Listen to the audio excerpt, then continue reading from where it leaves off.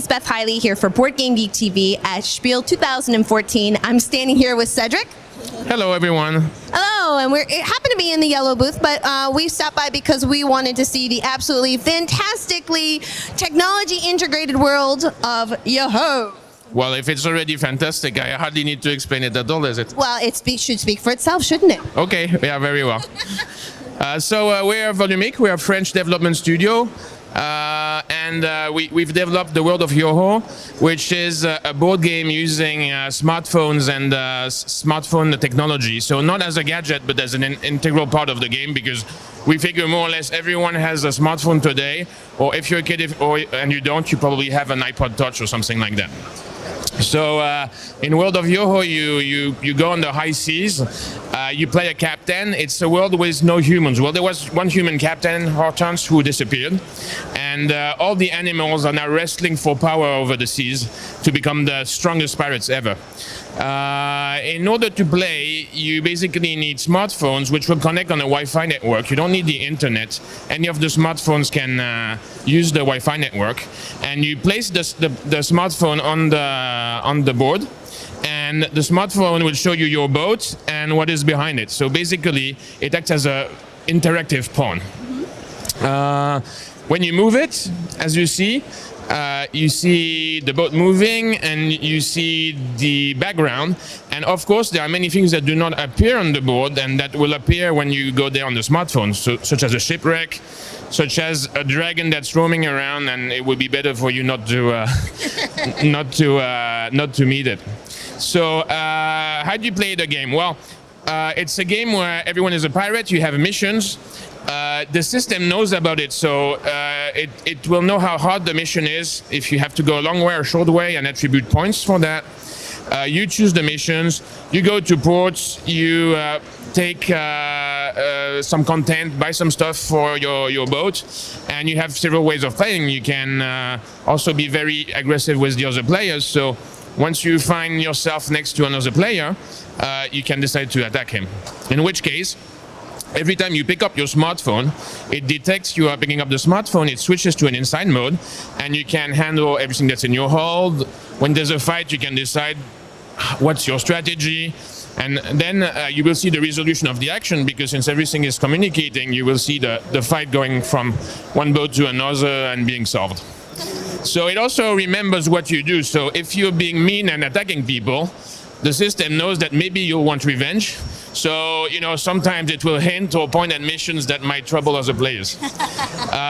When you go somewhere, you pick up your phone to handle everything. It's secret, but the other players can also go there. You're not always very, very discreet. So if you're playing the pirate captain, for example, anything he does, he speaks too much. So you can find out by going on the port he was in, etc. So the gaming mode is basically for swag.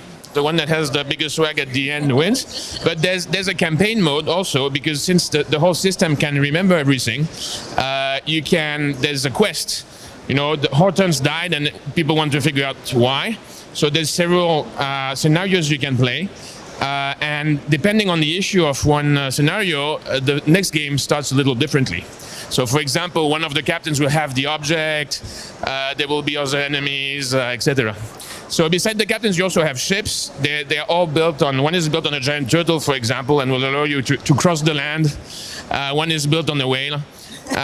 So it's a very, very family and friendly game, which can be played very easily for kids, because basically the system can take things into account for you and explain you what to do, or can be much more complicated if you want to optimize, know the quest, know the powers, see how it works. So yeah, there's lots of levels of play as you acquire experience, because you can play right now, but you're going to see what's going to happen, but you don't know the power of all the objects, etc., and you're not going to read through it. So it's going to be pretty intuitive.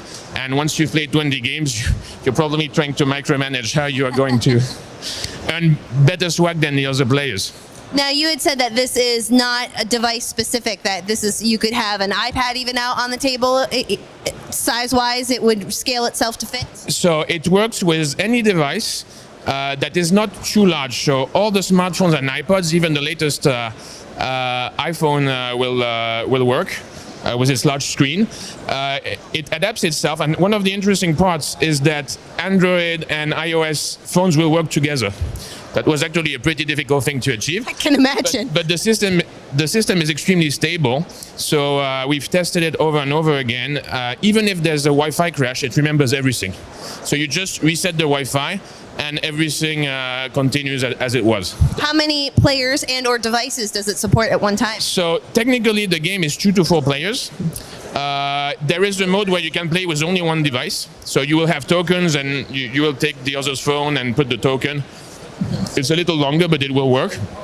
But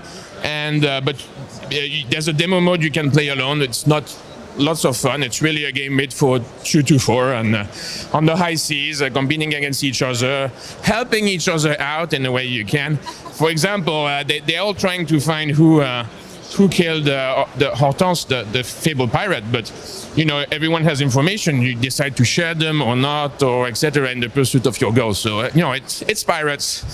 you cannot really count on anyone, but on the other hand, everyone's on the same boat or on the same seas. Well, Cedric, thank you so much for letting us take a look at the world of Yo-Ho, and I gotta say this one looks pretty fun, pretty pirate-tastic. Thank you very much for talking about it. I'd just like to insist, this game is not playable without smartphones. It's not like it's a gadget we add to it.